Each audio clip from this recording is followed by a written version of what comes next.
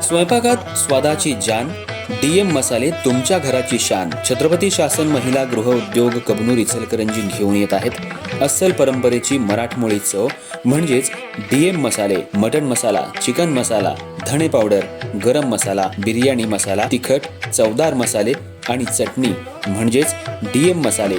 तर आजच आपल्या जेवणाची रंगत वाढवण्यासाठी केमिकल विरहित डीएम मसाले, गृहिणींच्या मनातले मसाले आणि चटणी अवश्य वापरा. डीएम मसाले महिला बचत गटाद्वारे करणारे स्वच्छ माफक दरामध्ये म्हणजेच डीएम मसाले. संपर्क दिव्याताई मगदूम, मोबाईल 91 30 80 22 55.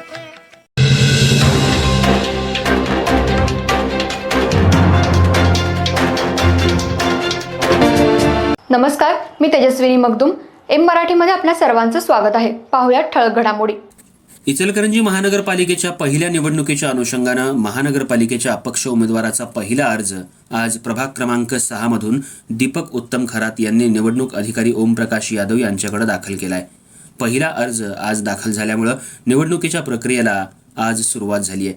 अपक्ष उमेदवाराचा आज पहिला अर्ज दाखल झाल्यामुळं महानगरपालिकेच्या निवडणुकीचं खातं खोललं गेलंय. इचलकरंजी महानगरपालिकेच्या सार्वत्रिक निवडणुकीचे अर्ज भरण्याची प्रक्रिया सुरू आहे. पण गेल्या 4 दिवसांपासून निवडणूक आयोगाकडे कोणत्याही उमेदवारांनी अर्ज दाखल केला नव्हता. आज शहरातील प्रभाग क्रमांक 6 मधील अपक्ष उमेदवार दीपक उत्तम खरात यांनी आपला उमेदवारी अर्ज प्रभाग क्रमांक 6 मधून दाखल केलाय. उमेदवारी अर्ज दाखल करताना निवडणूक अधिकारी ओमप्रकाश यादव यांच्याकडे हा दाखल करण्यात आलाय.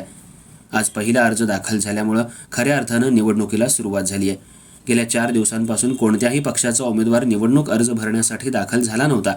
पण आज अपक्ष उमेदवारानं उमेदवारी अर्ज दाखल केल्यामुळं निवडणूक अधिकाऱ्यांनी समाधान व्यक्त केलं. खऱ्या अर्थानं निवडणुकीच्या कामाला सुरुवात झाली आहे. प्रभाग क्रमांक 6 मधून ओपनमधून आज उमेदवारी अर्ज दीपक खरात यांनी दाखल केला. 2016च्या निवडणुकीमध्ये सुनील पाटील विरुद्ध दीपक खरात अशी खरी लढत झाली होती.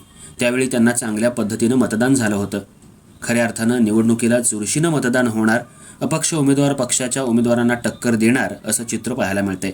इचलकरंजी महानगरपालिकेमध्ये अपक्ष उमेदवार कमीत कमी 10 ते 12 निवडून येण्याची सध्या चिन्ह दिसू लागली आहेत.